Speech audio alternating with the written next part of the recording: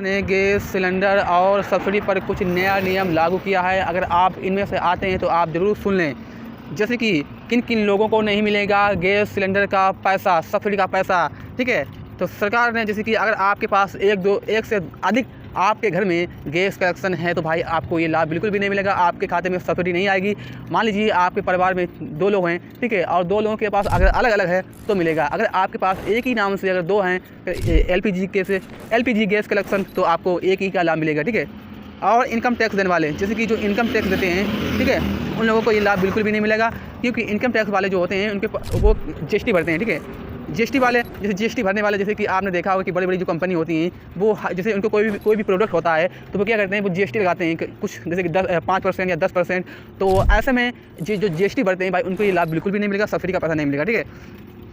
और सरकारी कर्मचारी, जैसे कि आपके घर में कोई भी सरकारी कर्मचारी है तो आपको ये सब्सिडी का पैसा नहीं मिलेगा, ठीक है। और इनकम टैक्स देने वाले ये तो मैंने बता ही दिया, ठीक है। जैसे कि एलपीजी गैस कनेक्शन ई-केवाईसी क्यों हो रही है, ठीक है। बता दें कि ई-केवाईसी आपको बेहद ज़रूरी कराना है, क्योंकि अगर आप ई-केवाईसी नहीं कराएंगे तो आपका गैस सब्सिडी का पैसा बिल्कुल भी नहीं मिलेगा।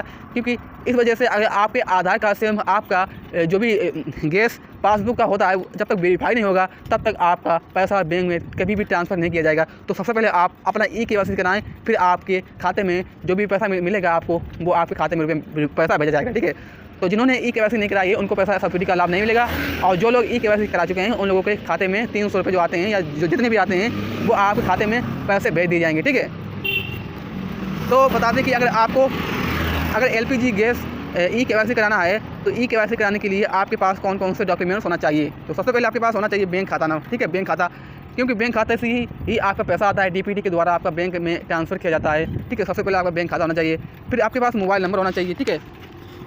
मोबाइल नंबर वो होना चाहिए जो आपके बैंक से ज्वाइंट हो, क्योंकि अगर मान लीजिए आपका पैसा जो सब्सिडी का पैसा आता है और आपका बैंक से ज्वाइंट नहीं है तो आपको पता भी नहीं चल पाएगा कि मेरा सब्सिडी कौन सी बैंक में आ रहा है और कौन सी बैंक में नहीं आ रहा है, ठीक है। तो आपको वही मोबाइल नंबर ले जाना है। और आपको गैस सिलेंडर, जैसे कि गैस सिलेंडर की पासबुक, ठीक है, जो एलपीजी की जो पासबुक होती है वो आपको ले जाना है, क्योंकि जब तक आप पासबुक नहीं ले जाएंगे तो फिर आपका कभी भी ई-केवाईसी नहीं हो पाएगा। और आपको मेन जो डॉक्यूमेंट्स है वो है आधार कार्ड।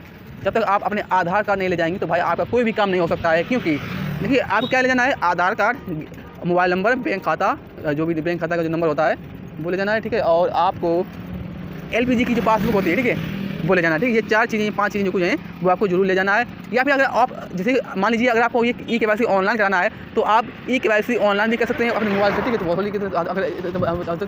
तो जैसे कि ई-केवाईसी अपने मोबाइल से भी कर सकते हैं। अगर आप मोबाइल से नहीं कर पाते हैं तो आपको जाना होगा जहाँ भी आपका एलपीजी गैस सिलेंडर मतलब आपने कलेक्शन करवाया था वहाँ पर अपने ज़िला में जाना होगा और गैस एजेंसी में जाना होगा। गैस एजेंसी में वहाँ से आपको ये जितने भी मैंने डॉक्यूमेंट्स बताए हैं वहाँ से आपको जाकर ई-केवाईसी करा लेना है। वहाँ से वो आपका ई-केवाईसी कर देंगे, फ्री में होगा, ठीक है। आपसे कोई भी चार्ज नहीं लगेगा, ठीक है। ये बात आप अच्छी तरीके से समझ लें, ठीक है। और हाँ, अगर आप ई-केवाईसी दुकान से कराते हैं, ठीक है, दुकान से, तो आपका ई-केवाईसी दुकान से भी हो जाएगा कि आप जाइए वहाँ से आपसे कुछ चार्ज लगेगा, वहाँ से आपका ऑनलाइन हो जाएगा, ठीक है, ई-केवाईसी हो जाएगा। तो बता दें, अगर आपको ये वीडियो कैसा लगा है, ठीक है, ये वीडियो अगर आपको पसंद आए तो वीडियो को लाइक जरूर करें, सब्सक्राइब करें, शेयर करें, ठीक है।